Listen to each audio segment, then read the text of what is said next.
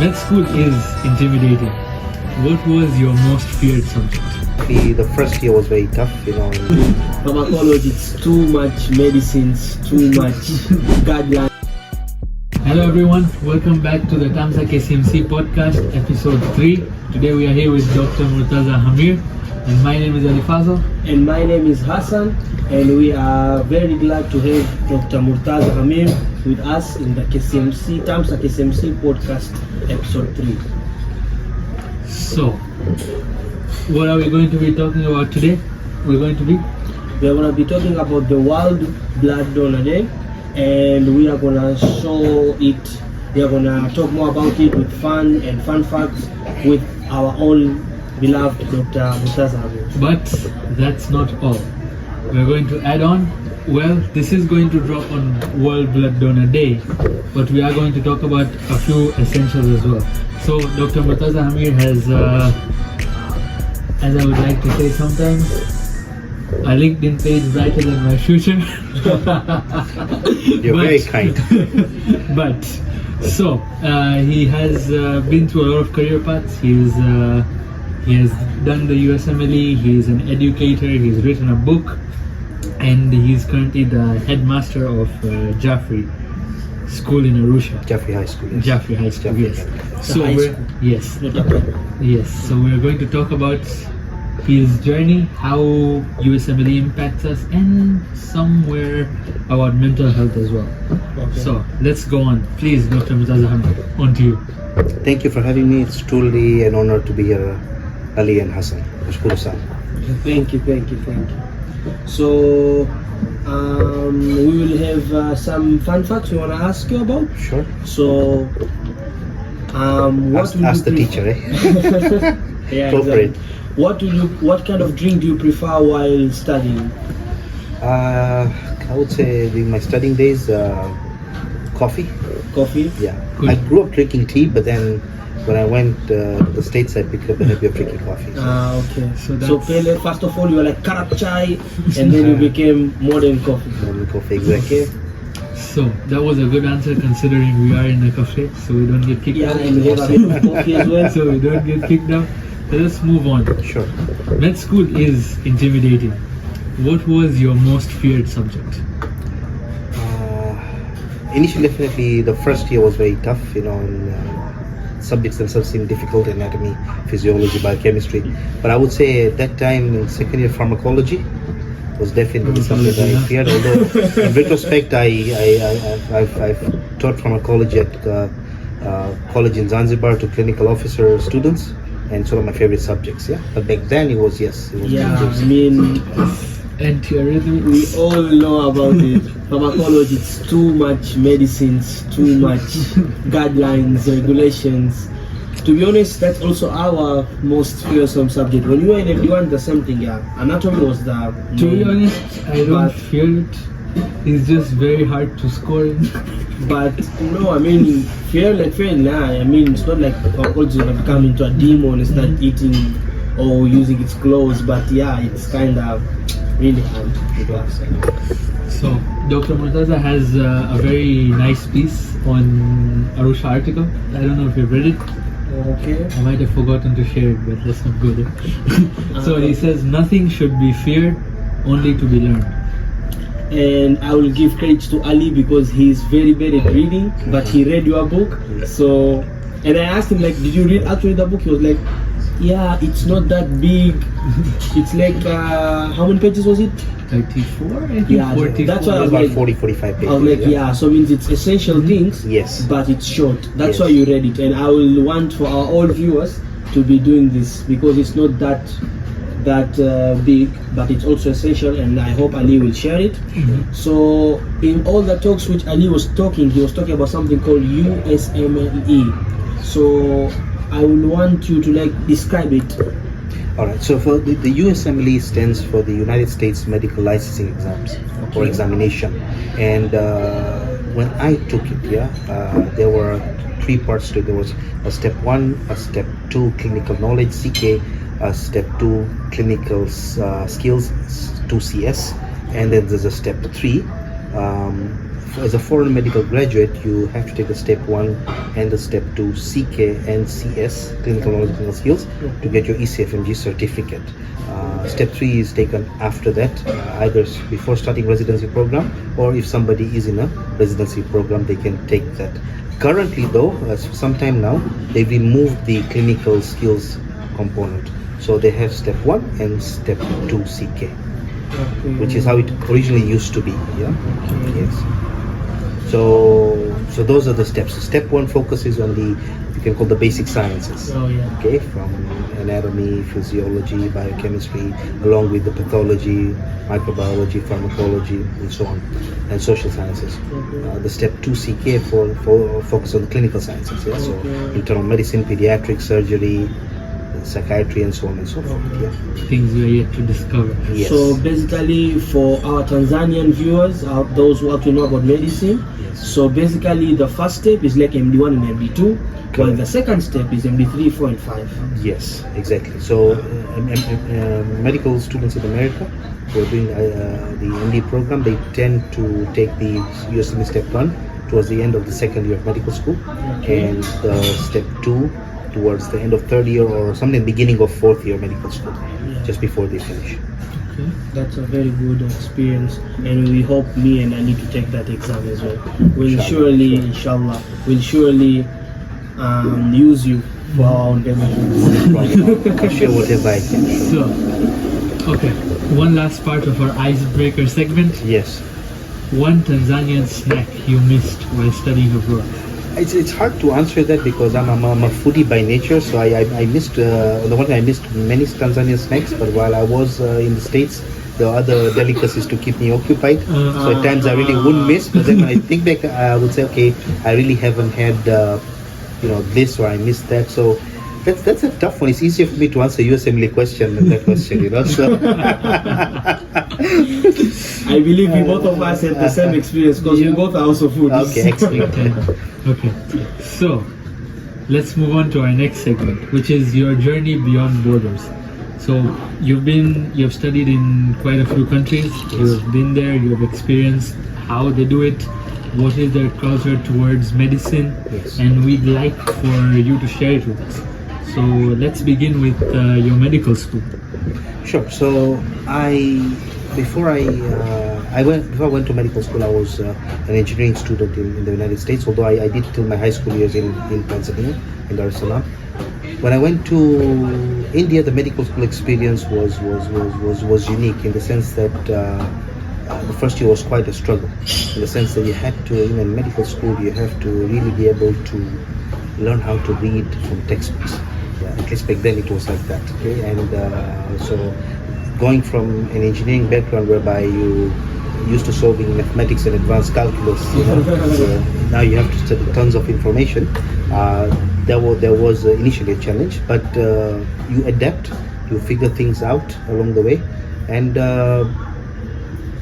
that's, you can say, my journey on learning how to learn, which is my book is based on that. Okay, was already in its process, or in its continual process. There was also a bit of a cultural shift in terms of like your interaction with professors in America and in India. But that wasn't too difficult for me to adjust to.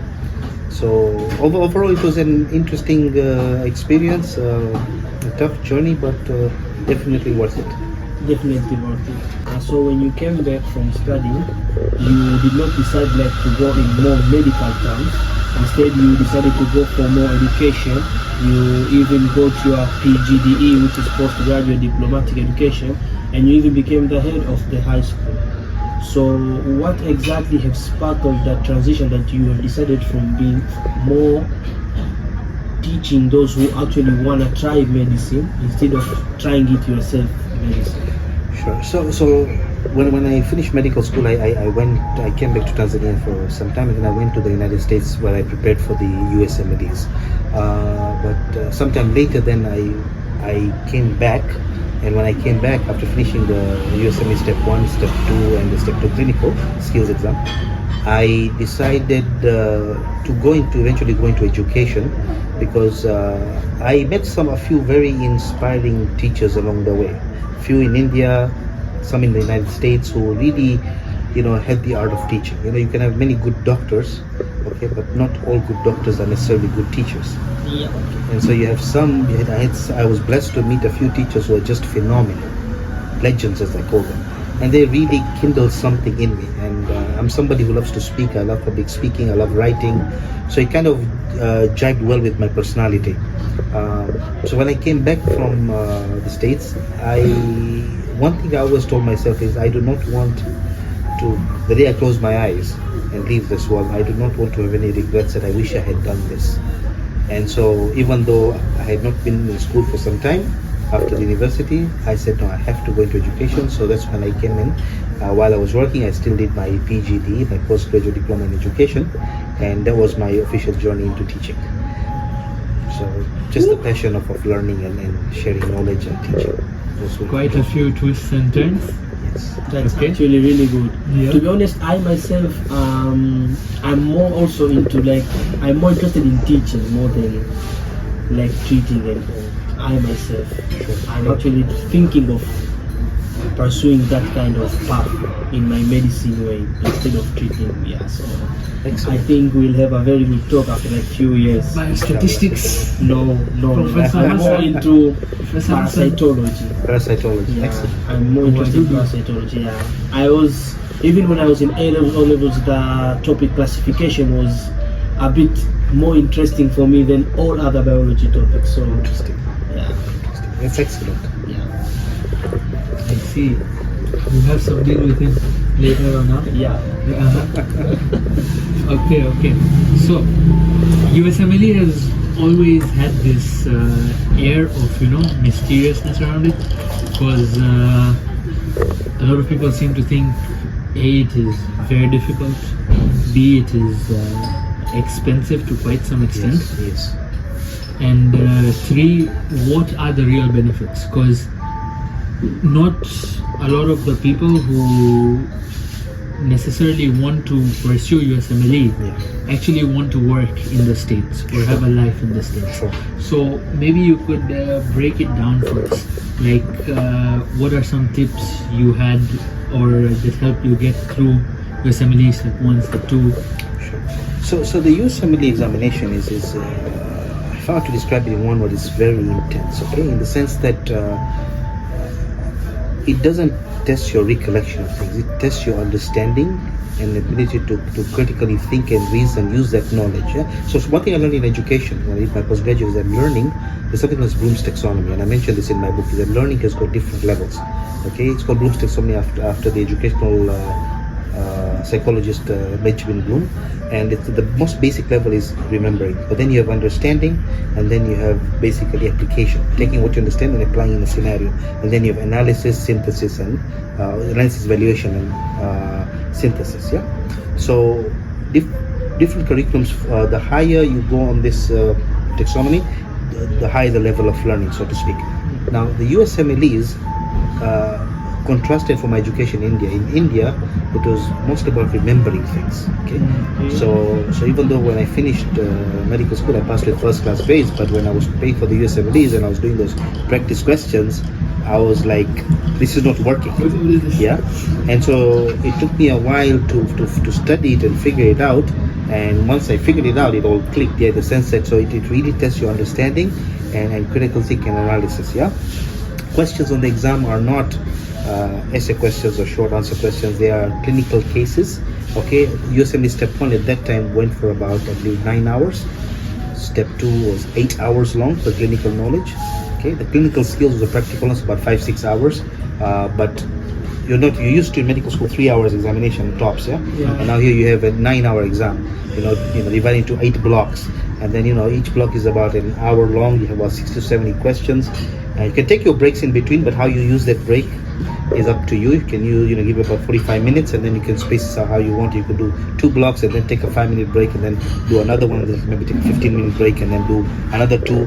So by the time you're in the fourth or fifth block, you feel like a zombie, yeah, because you're exhausted. So I'm going to get to the endurance part, but the USMLEs, the questions test, whether it's basic science or the clinical knowledge, it tests a lot of understanding and critical things. So you have like a clinical case whereby then you have to be fast in reading it, understand it, and then really think through it. Yeah? So you could have a case whereby, for example, in the step 2CK, you could have a case whereby somebody has a valvular disease, yeah, okay, so let's say mitral stenosis or mitral valve prolapse, okay, and you will learn that in the clinical years. So it doesn't tell you that, it tells you that a person has complaints of palpitations and feeling anxiety, okay. Upon physical examination, the following exhibit has its auscultation. So now you click the exhibit, it's on the computer, the exam is on the computer.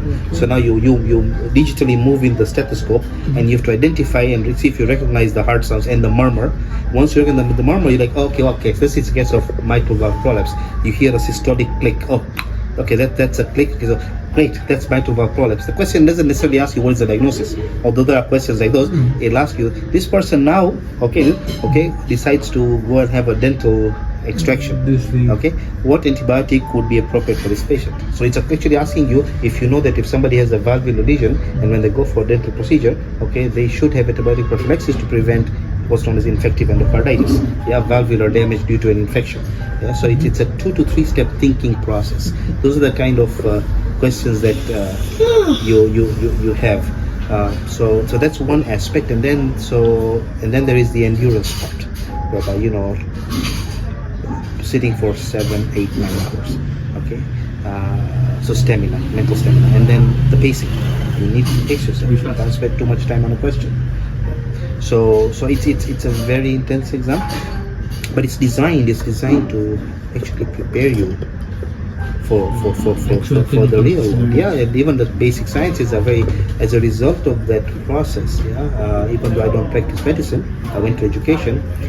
I can't forget what I'm learning if I want to. Okay, and I can even have conversations with my wife who's finishing a master's in pediatrics at KCMC. I can keep up with the conversation because I would say that the USMLE made me learn medicine even more, even more than when I finished medical school. It took it to another level. It wasn't easy, but it was definitely worth it. So to come to your second part, or your part said, if somebody doesn't want to be there, I would say if you can while you're in medical school and you still, start early, and as you're doing your curriculum in Tanzania, you can also do some USMLE questions and train your brain to think in that way. Even if you're not planning to give the exam, I feel it'll still make you competent. Yeah. I had a student when I was in Zanzibar. I was teaching clinical officers, and 2 of my former students who finished the diploma course, they're in Muhimbili right now. I think they finished first year, they're in second year now. One was a boy and one was a girl. But this young man was so bright and eager. While he was doing the diploma in clinical medicine, he was also doing the USMLE questions. Okay, so I know medical school is tough. It's a lot of information. You have to really organize yourself and study every day. But if you can, even if you're not planning to take the seminars, it does no harm to get familiar with that type of learning and thinking. So definitely worth it, I would say. I will really want to give the name Beast of the Exams. That would be, one of our professors in America, when I went to prepare for the exams, I took some courses in Kaplan Medical, and he was a pathologist. Dr. John Baron was his name, I believe, and a great teacher. And he was like, we've got to slay the dragon. So the beast is a correct. Yeah. It's like you're slaying the dragon. Okay. So that was enlightening, a bit threatening, I would say, because well, you said I mentioned in one of my articles, nothing has to be feared, everything has to be only to be done, and there was a quote by Madame Marie Curie, Curie, twice winning Nobel Prize laureate, and nothing has to be feared, everything is only to be done. I remember. I think my biggest fear is in those 9 hours they need to give me like a little bit of a food break. Also saw about the book which Ali said, the one with how many pages? Remind me again. 44. Yeah. So it is called Learning How to Learn. Yes. So basically you are learning how to learn. So I believe it's all about strategies which will help you to learn. Yes. So what kind of strategies can you try to highlight from your book? Sure. So I made the book 45 pages because I want it to be a book that is easily accessible. Students can use the information quickly. I could have made it 100 pages, but I want it to be a how-to book. But it's not just strategy. It's sprinkled with a lot of personal stories of my own journey. Yeah, from struggling in school, starting with mathematics, and then topping mathematics in high school, and then going into loving mathematics till today, doing it in university level, and then going to medical school. So it talks about that, and it talks about how the mind, the brain works. It talks about motivation, mindset, and then the time-tested strategies based on what neurobiology has shown us how the brain works, as well as educational psychology has shown us effective methods scientifically tested. So it describes those techniques and then puts sprinkles of personal touch to them. So I touch quite a few methods, something like the Feynman method, named after Richard Feynman, the Nobel Prize winner, physicist, who got a Nobel Prize for quantum electrodynamics. Don't ask me what that is. Okay. But he was also more fondly known, remembered by students, as a very phenomenal teacher. He could take very complex ideas in physics at university level and make them simple. So the Feynman technique, which was probably mentioned by his students, is basically when you're studying something, you want to simplify it to the point whereby even an 8-year-old can understand it. And in the process of simplifying and explaining, okay, you're gonna get stuck. So when you get stuck, you go do some more reading, some more understanding, some more watching YouTube or videos now, more discussion, okay, and then simplify it further. Okay, so it's a 4-step process which I elucidate in the book. I talk about how to read textbooks using the SQR3 method. S for survey, Q for question, R for read, second R for recite, and the third R for review. So people struggle reading textbooks because I say in the book, if you think reading a textbook is like reading a novel, then you probably don't know how to read a textbook. Okay. So there's an art and a science to reading textbooks effectively. I talk about that as well. I mentioned about mind maps. People are used to making notes linearly. Yeah. But the mind map concept, which was back in the 70s and 80s by the late Tony Buzan, who pioneered the idea and wrote books on it and conducted seminars on it.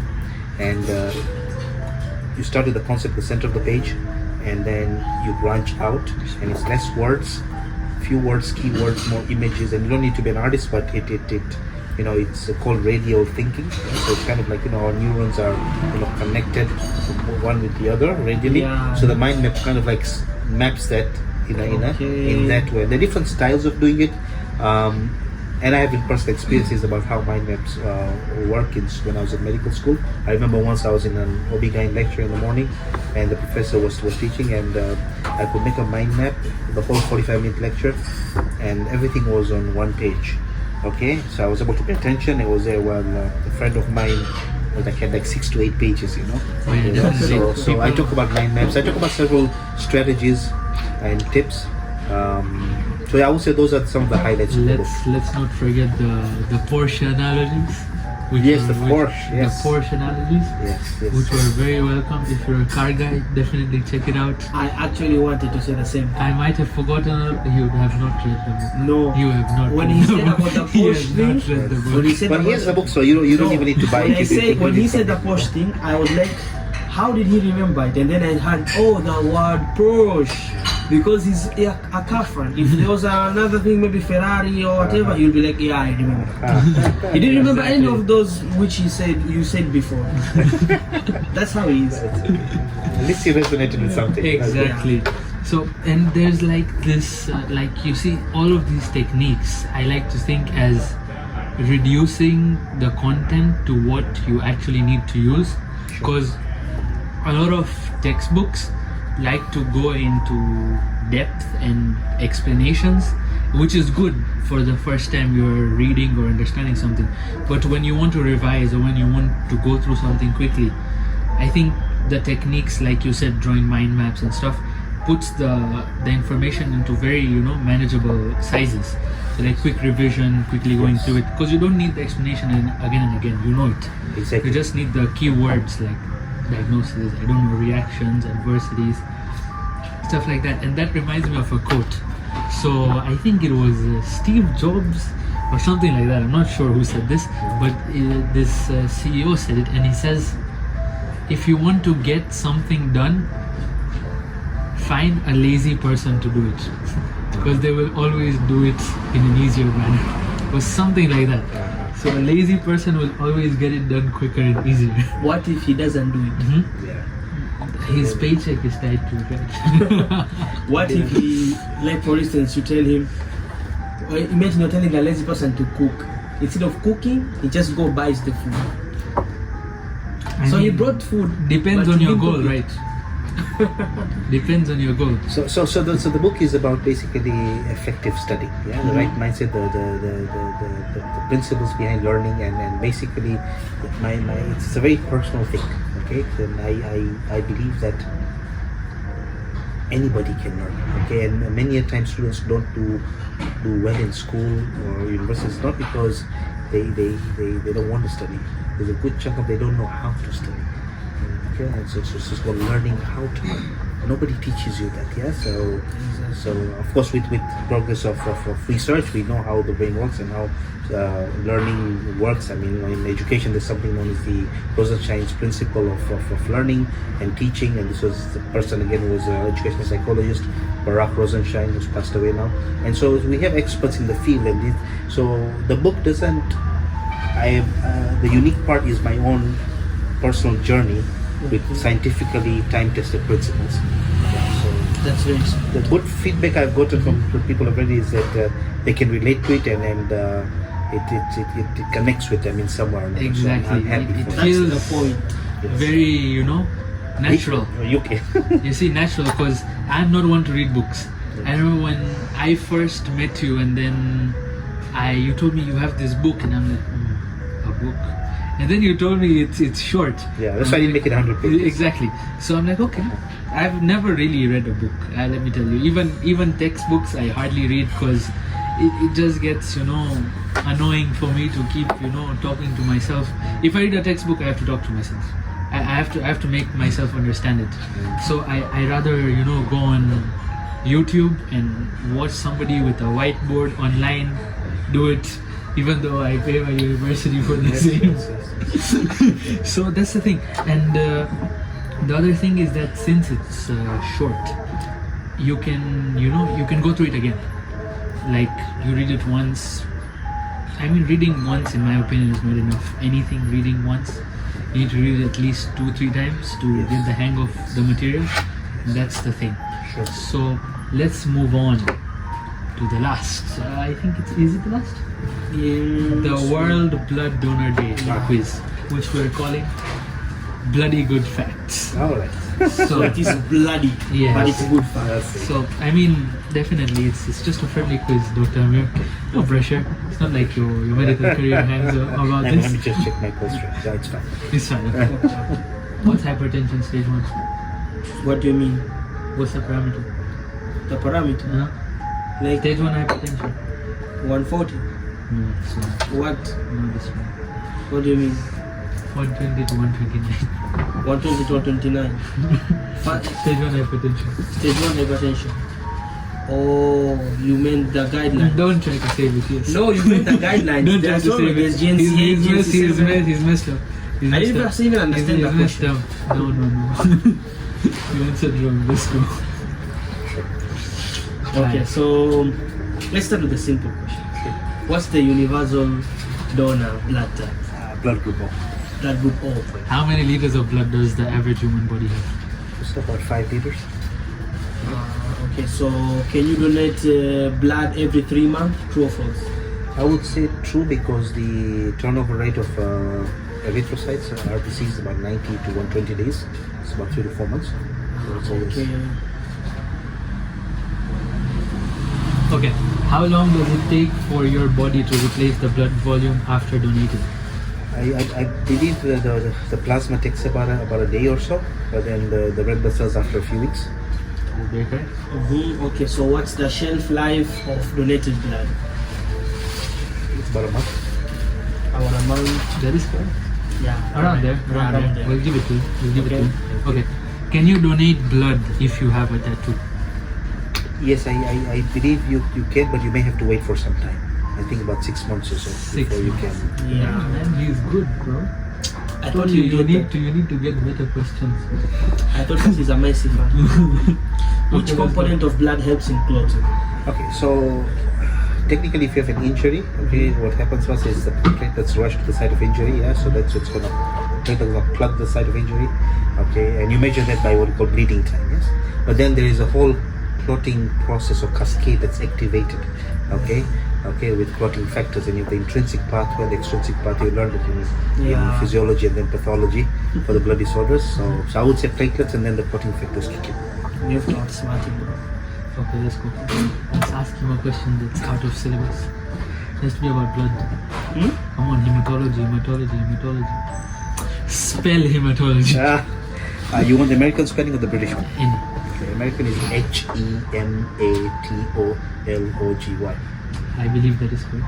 We should have said American. British is the hard one. You It actually- doesn't aid it. Actually thought of that question. I had He's to- a doctor. I had to do something. A lot of doctors don't really care about spelling. So Like even Ninja Nerd, if you watch him, he makes a lot of spelling errors sometimes. He's like, oh, this is not. You have to understand the topic. what's that one thing you should do always after donating blood? So after delivery, you definitely have to drink fluids and eat some snacks. Yeah. So, Have you ever? I know that because I've donated blood a few times. So, Okay, I was about so to that was an easy And he's question. also a foodie. Yes, he was a foodie. Okay, last one for our fellow foodies. Does donating blood burn calories? I think so. Yes. Yes, actually it does. It's about 650 calories per donation. Okay. Damn. So people. But it's no substitute for exercises. No, it's not. It's not supposed to be used as substitute. Yes, exactly. But if you Looks like you wanna accidentally blend attended in. one too many buffets in the holiday, Go donate. I am not saying anything. Okay. Interesting. Interesting. Okay, so we would want you to give some sort of advices Sure. to our viewers based on certain criteria. So, what will be your advice for a Tanzanian med student preparing for USMLE? I would say that if possible, do it while you are in medical school. I did it after I finished medical school, which is fine. But if you can, I know medical school curriculum is tough, but if you can do it, like say if you're in your first 2 years, you start preparing for the step 1, okay? It will augment what you're learning, okay, and will make you a better learner and student, and you appreciate what you're learning even more holistically and more thoroughly. And that way you can knock out step 1, and then as you go into the third and fourth, you can prepare for step 2. So if possible, do it while you're in medical school. If not, if you feel a bit overwhelmed, because medical school can be overwhelming, Yeah, okay, then it's okay. You can always, do it later. So one last question. Oh no, it's not the last one actually. It's not the last one. It's one we actually forgot, and one very important one.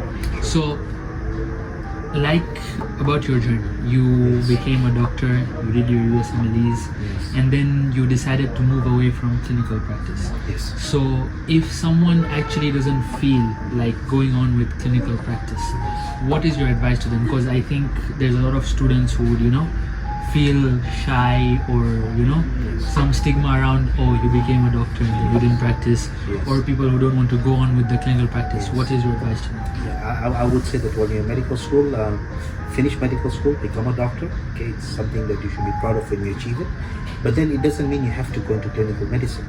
I mean, there's always, you can go into microbiology, you can go into pathology, you can go into anatomy, the basic sciences, or the paraclinical sciences. You can branch out into public health, you can go into education like myself. Okay, so it doesn't mean that you can go into research if you want to. It does not mean that if you, let's say you go into medical school and then it is okay, it's not what I really want to do. But to become a doctor, there definitely are options whereby you can forge other career paths. Definitely. Dr. Murtaza, one final question that I have. Yes. A heavy one at it. Sure. So a couple of days ago when I was researching this segment, I came across a couple not so nice facts about our field, and so it's been found that medical professionals and medical students have the highest suicide rates across all other professions, some of the highest, and they're also one of the most susceptible to depression. So a lot of medical students, medical professionals are depressed. And the even more alarming part of this discovery is that we are less likely to reach out for help. Even though help is next door, in the same building as us, we are less likely to talk about it. Yes. And as a clinician yourself who has passed through these stages of being a student, studying, long clinicals, internship, etc., why do you think it is such in our line of work? That's a very good question. I can think of a couple maybe reasons. One is the fact that, as doctors, we are people who have to heal others. Okay, so we're kind of like expected to have it all together. Yeah. Okay, and but we tend to forget, or people tend to forget, that we are human beings too, with a psychology and a mind and a brain. So definitely that could be an aspect contributing to that. Also the fact that sometimes when things seem impossible in the medical education, and things are really tough, sometimes they seem impossible. Sometimes students tend to feel that, oh my God, I've devoted this route, and what if I can't do it?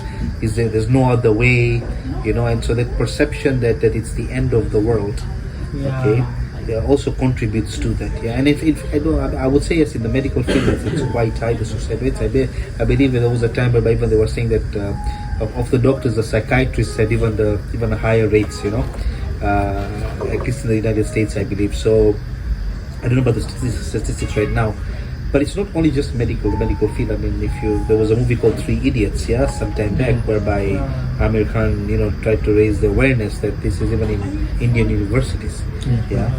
So definitely, I mean, it's a huge problem. But I think with more and more raising of awareness, consciousness raising on mental health, it's hopefully, I'm hoping things will be better with time. Okay, but there's still that taboo for sure. It's easier to go to a doctor and say I have diabetes and I have hypertension, and you get sympathy, but people will think like 5 times before going to a psychiatrist and say, I have obsessive compulsive disorder, or I have anxiety issues, I have panic attack disorder, I feel all those things, symptoms that lead to those potential diagnoses, because then you are worried about being judged by society as well. Being labeled, exactly. Okay, so this was a very enlightening session. I'm sure our viewers, ourselves included, we've learned quite a bit. We've been, tumepewa shule. Exactly. So let's wrap up. Okay, well, Dr. Murtaza Hameer spoke everything. Like the questions 10 out of 10, the course 10 out of 10. Looks like he's got really prepared. We should be one of them. We should be. Hopefully one day our LinkedIn pages will be that long. My CV right now isn't that long. Can you believe this? That's really good. Neither is yours, but it's okay. We're together in this. So, Doctor, thank you so much for your time. Thank you so much. I know that you came from afar just to sit with us, have this chat. I hope you had a good time as well. We sure did. Yes, I loved it. Thank you so much for the honor. Yeah, and all those who are like scared for injection, please don't be scared of injection, because one little pinch can actually save a life, and you never know. By the way, if you are a foodie or juice person, that's a really good thing, because you burn calories after that as well. After finishing, you get a juice as well. So never know. About donating blood. Yeah. Let's donate blood, and let's call it an end to our 3rd episode. Hopefully we'll see you guys in the 4th, 5th, 6th, probably not 7th. We like a holiday. So thank you so much. Thank you so much for being here. And this is all from TAMSA KCMC SCOSA. Yes. See you. Bye bye.